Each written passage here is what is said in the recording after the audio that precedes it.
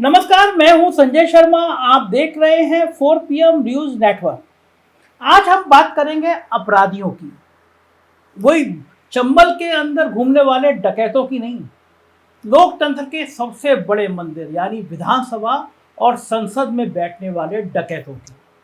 अब आप देखिए, मैं जानता हूं कि मैं कहीं ना कहीं इस शब्द का प्रयोग करके कहीं खतरे में आ सकता हूं। कहेंगे भाई लोकसभा और विधानसभा में अपराधी कैसे हो सकते हैं, लेकिन मैं अपने माननीय प्रधानमंत्री नरेंद्र मोदी जी की कुछ बातों को याद दिलाना चाहता हूं। जब 2014 में प्रधानमंत्री जी ने शपथ ली थी तो आपको वो दृश्य याद होगा, पूरे देश को दृश्य याद है, बहुत मन को छूने वाला सीन था। प्रधानमंत्री जी ने संसद की चौखट को छुआ था, माथा नवाजा था और कहा था कि यह लोकतंत्र का मंदिर है, मैं इस मंदिर से सारे अपराधियों को खत्म कर दूंगा, फास्ट ट्रैक कोर्ट बनाऊंगा, 6 महीने के अंदर फैसला हो जाएगा। जो सांसद चुन के आया है अगर वो अपराधी है तो उसको सजा मिल जाएगी, जाहिर है वो खत्म हो जाएगा, मतलब संसद से खत्म हो जाएगा, संसद सदस्यता से खत्म हो जाएगा, और जो निर्दोष है वो छूट जाएगा। मतलब लोकतंत्र का सबसे बड़ा मंदिर जो है वो बहुत अच्छा रहेगा, कोई अपराधी नहीं रहेगा। अब मुझे तो कम से कम बहुत खुशी हुई, क्योंकि मैं उस परंपरा का पत्रकार हूं जो ये मानता हूं कि गुंडों का राजनीति में प्रवेश किसी भी रूप में उचित नहीं है। और एक टाइम ऐसा था कि नेता गुंडों को इस्तेमाल करते थे, वो बूथ कैप्चर कराते थे, वो लोगों को धमकाते थे, लोगों को पिटवाते थे, लोगों की हत्या कराते थे। फिर गुंडों को दिमाग में आया, यार ये नेता तो हमसे काम कराते हैं और खुद मजे करते हैं, तो हम क्यों ना हो जाए नेता। तो जो गुंडे थे वो जो बड़ी बड़ी मालाएं पहना करते थे और जैकेट पहना करते थे, उन्होंने फिर खादी पहनना शुरू कर दी और बड़ी संख्या में विधानसभा और लोकसभा में ऐसे गुंडे विराजमान होने लगे। मैंने कई बार आपसे कहा भी है कि बड़ा आसान होता है कि भाई हम गांधीवादी हैं, मतलब हम गांधी जी की परंपरा में यकीन करते हैं, तो आप गांधीवादी हो सकते हैं, क्योंकि ये गांधीवादी कह के आप किसी की हत्या कर सकते हैं, बलात्कार कर सकते हैं, डकैती कर सकते हैं। लेकिन आपको ये कहते हुआ कोई नेता नहीं मिलेगा भाई मैं गांधी हूं, क्योंकि गांधी होंगे तो आपको एक धोती में जीवन काटना पड़ेगा। तो आप गांधीवादी होकर दुनिया के सारे व्यभिचार कर सकते हैं, गांधी बनने की कोशिश इस देश में कोई नहीं करता। तो प्रधानमंत्री जी ने ये शपथ ली कि भाई मैं इस मंदिर से सबको साफ कर दूंगा, और लंबा समय बीत गया लेकिन प्रधानमंत्री जी अपनी शपथ भूल गए और अमित शाह भी भूल गए। तो एक कार्यक्रम में मैंने अमित शाह से सवाल किया कि आपने, प्रधानमंत्री जी ने ये शपथ ली थी कि वो संसद से सारे अपराधियों को खत्म कर देंगे, लेकिन सारे पार्टियों के नेताओं की जब सूची आती है तो अपराधियों की एक लंबी लिस्ट होती है।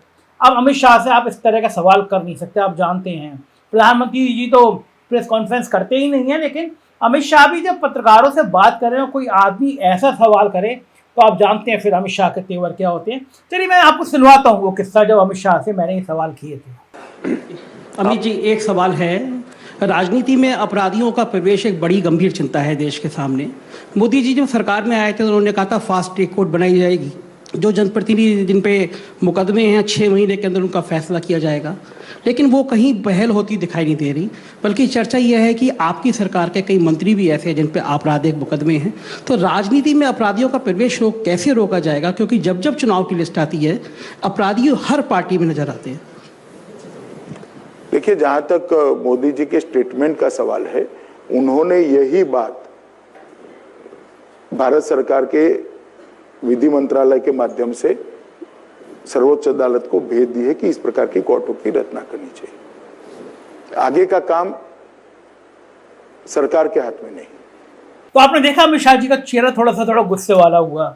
तो फिर अब बात आ रही है कि बिहार में जब मंत्रिमंडल बना तो उसमें एक मंत्री अपराधी, एक नहीं कुछ और भी लोग ऐसे हैं जो अपराधी छवि के मंत्री बन गए। हड़कंप मच गया। हमारे गोदी मीडिया ने तो बिल्कुल क्रांति कर दी कि देखिए साहब, जंगल राज रिटर्न, जंगल राज वापस आ गया। मतलब वो बिहार के, देखिए मैं पहले तो ये साफ कर दूं कि मेरा बिहार में अगर कोई मंत्री अपराधी बना है तो मेरा घनघोर विरोध है। उतना ही विरोध है जितना उत्तर प्रदेश में एक मंत्री जो सरकार ने उसको मिनिस्टर बना रखा है, उसको अदालत से सजा हो गई लेकिन वो अभी भी कैबिनेट मिनिस्टर है। उतना ही विरोध जितना गृह राज्य मंत्री अजय मिश्रा टेनी का है, जो अभी भी देश के गृह राज्य मंत्री हैं, उतना ही विरोध मेरा बिहार में एक अपराधी के मंत्री बनने का है। लेकिन देखिए ये मेरा विरोध इस लाइन पे नहीं है कि अगर वो करें तो रासलीला और हम करें तो करेक्टर ढीला। मतलब नीतीश के गुंडे गुंडे और भारतीय जनता पार्टी के गुंडे देवता, ये तो नहीं चल सकता। गुंडे गुंडे हैं, चाहे वो नीतीश के हो, चाहे वो लालू के हो, चाहे वो मोदी जी के हो, चाहे अमित शाह के हो, चाहे योगी जी के हो। जो गुंडा है वो गुंडा है। अब उत्तर प्रदेश का कैबिनेट मिनिस्टर राकेश सजान अदालत से 1 साल की सजा पाया हुआ है, और वो भी अवैध हथियार में, लेकिन वो मिनिस्टर बना हुआ है। तो हम ये कहें कि साहब बिहार का मंत्री अपराधी है और उत्तर प्रदेश का मंत्री सीधा गंगा जल पी के आया, तो ये संभव नहीं है। अपराधी बिहार का हो चाहे उत्तर प्रदेश का, अपराधी तो अपराधी है। तो किसी चैनल के, किसी गोदी मीडिया की जो लगातार बिहार में जंगल राज कर रहे हैं, उनकी औकात नहीं, उनकी हैसियत नहीं कि एक बार पूछ रहे कि मोदी जी आपके मंत्रिमंडल में भी तो अपराधी हैं, तो ये वहाँ पे कौन सा गंगा जल पी के आए हैं, कौन सा गीता का प्रवचन कर रहे हैं जो आपके मंत्रिमंडल में अपराधी हैं। आपने तो अभी तक फास्ट ट्रैक कोर्ट करा के नहीं था। तो मुझे वो अदम गोंडवी की लाइन याद आ रही है, और मैं क्यों चर्चा कर रहा हूँ, मैं विषय पे भी आता हूँ। तो मैं पहले वो लाइनें आपको सुनवाता हूँ। बहुत चर्चित लाइन है, पूरी दुनिया में सुनी जाती है। सुनिए आप, वो लाइनें हैं, काजू भुने प्लेट में विस्की गिलास में, काजू भुने प्लेट में विस्की गिलास में उतरा है रामराज आज विधायक निवास में। पक्के समाजवादी हैं, तस्कर हो या डकैत, इतना असर है खादी के उजाले लबास में। आज़ादी का वो जश्न मनाए तो किस तरह, लोग आ गए फुटपाथ पर घर की तलाश में। पैसे से आप चाहें तो सरकार गिरा दें, संसद बदल गई है यहाँ की नखास में। जनता के पास एक ही चारा है बगावत, ये बात मैं कह रहा हूँ होशो हवास में। प्रसिद्ध फिल्म अभिनेता राजकुमार, जो आपने देखा होगा, बहुत फेमस एक्टर थे, उनके डायलॉग है, बड़ा फेमस डायलॉग है, जिनके घर शीशे के होते हैं और दूसरों के घरों पर पत्थर नहीं फेंकते। बिल्कुल यही डायलॉग अब भारतीय जनता पार्टी पर बिल्कुल असलियत में प्रतीत हो रहा है कि उन्हीं के ऊपर लगा गया है। बात दरअसल ये है कि पिछले 2 दिनों से, जब से बिहार के मुख्यमंत्री नीतीश कुमार ने अपनी कैबिनेट का विस्तार किया है, तब से भारतीय जनता पार्टी के लोग बिहार सरकार में दागी मंत्रियों को लेकर बवाल काट रहे हैं। सबसे ज्यादा बवाल तो राष्ट्रीय जनता दल कोटे से आने वाले विधि मंत्री कार्तिकेय सिंह उर्फ कार्तिक मास्टर को लेके हो रहा है। कार्तिक मास्टर पर आरोप है कि वे एक अपहरण के मामले में आरोपी हैं, और इसी मामले में 16 अगस्त तक उन्हें सरेंडर करना था, मगर अदालत में सरेंडर करने की जगह उन्हें मंत्री पद की शपथ ले ली। गजब मामला है। लेकिन दिल्ली हाईकोर्ट के एक आदेश से भारतीय जनता पार्टी के होश उड़ गए हैं। हाईकोर्ट ने दिल्ली पुलिस को आदेश दिया है कि बलात्कार के एक मामले में भारतीय जनता पार्टी के वरिष्ठ नेता शहनवाज हुसैन, जिनके दिन पहले ही खराब चल रहे हैं, उन पर IPC 376 यानी बलात्कार के तहत मुकदमा दर्ज कराकर 3 महीने में रिपोर्ट दीजिए। इसके बाद तो जो बीजेपी कार्तिक मास्टर पर हल्ला मचा रही थी, उसको साफ सूंघ गया है कि उनका इतना बड़ा नेता, उसके ऊपर अदालत ने कहा ऐसा बलात्कार का मुकदमा दर्ज करिए। लेकिन बड़ा सवाल यह कि शहनवाज अकेले क्या भाजपा के नेता हैं जिन पर संगीन आपराधिक आरोप लगाए? ऐसे भाजपा नेताओं की एक लंबी फेहरिस्त से कुछ बड़े बड़े नाम हम देखते हैं। गुजरात के नवसारी से भाजपा के सांसद है, नाम है CR पाटिल। आजकल गुजरात भारतीय जनता पार्टी के प्रदेश अध्यक्ष भी हैं। नरेंद्र मोदी जी का संसदीय क्षेत्र बनारस की देखरेख भी करते हैं। मोटे तौर पर आप ये कह सकते हैं कि प्रधानमंत्री जी के सबसे भरोसे के विश्वास पात्र हैं। लेकिन 2014 में जब वो पहली बार लोकसभा चुनाव लड़ने के लिए उतरे, तब नामांकन के वक्त उन्होंने आपराधिक मामलों को लेकर जो एफिडेविट फाइल किया, उसको देखकर सबके होश उड़ गए, क्योंकि उससे ज्यादा बड़ा और कागजों के पुलंदे वाला एफिडेविट आज तक के संसदीय इतिहास में किसी ने फाइल नहीं किया था। इतने मुकदमे उनके ऊपर लगे हुए थे। केंद्रीय गृह राज्य मंत्री अजय मिश्रा टेनी, उनके सुपुत्र मोनू, आपको याद होगा लखीमपुर का किसान आंदोलन, किसानों का कांड, मंत्री जी के बेटे ने गाड़ी चला दी थार, और फिर उसके बाद मंत्री जी ने चैनल के रिपोर्टर को जम के धमकाया, जानता नहीं मैं कौन हूं, डॉन इज डॉन।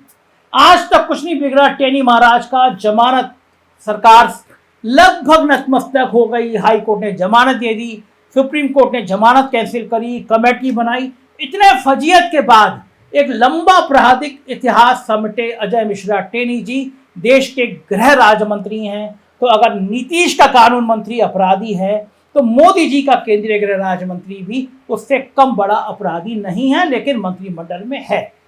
केंद्रीय मंत्री नित्यानंद राय निशीथ कुमार के खिलाफ IPC 302 यानी हत्या समेत कई आपराधिक मामले चल रहे हैं।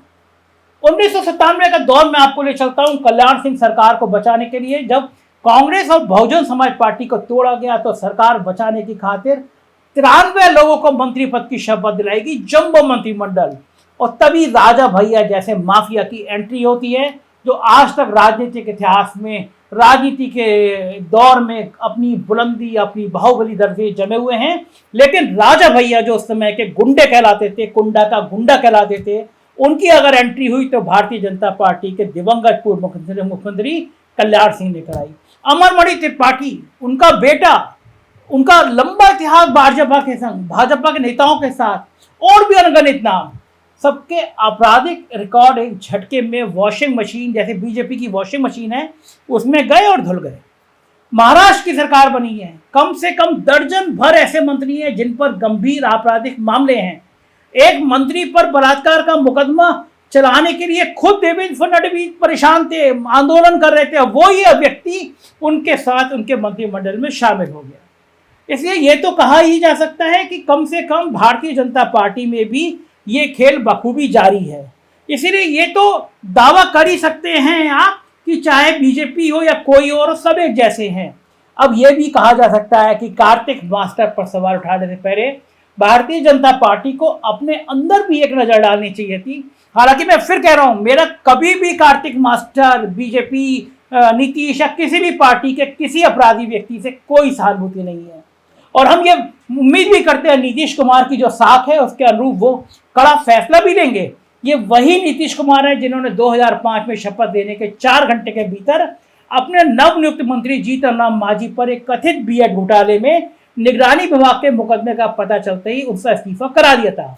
इसलिए मुझे उनसे उम्मीद है कि हटाएंगे मिनिस्टर को। लेकिन क्या भारतीय जनता पार्टी से उम्मीद की जा सकती है कि वो अजय मिश्रा टेनी को बर्खास्त कर देंगे? आज क्या हम योगी आदित्यनाथ जी से ये अपील कर सकते हैं कि राकेश सचान जो कैबिनेट मिनिस्टर है उसको अवैध हथियार के रूप में 1 साल की सजा हो गई, उसको बर्खास्त कर देंगे?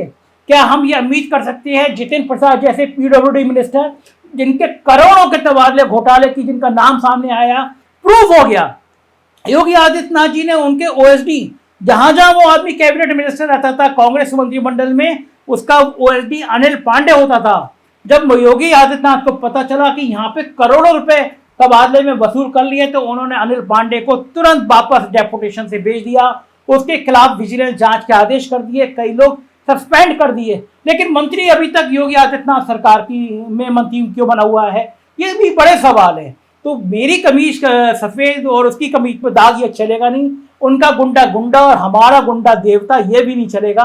अगर न्याय करना है तो इन सारे गुंडों को दूर करना चाहिए। मोदी जी, आपने जो कहा था फास्ट ट्रैक कोर्ट बनाइए, 6 महीने में फैसला करिए, अपराधियों को दूर करिए। अपराधियों का राजनीति से कोई मतलब नहीं है। खादी को मैला मत होने दीजिए। जो गुंडे खादी पहन गए हैं, इनके गुंडों से खादी को दूर कर दीजिए, ये मेरी आपसे रिक्वेस्ट है। ऐसी खरी खरी बातें सुनना हो तो मेरा हौसला बढ़ाइए, 4 PM को सब्सक्राइब करिए, दोस्तों से कहिए, यही चैनल है जो सच बोलने की हिम्मत करता है। Thank you.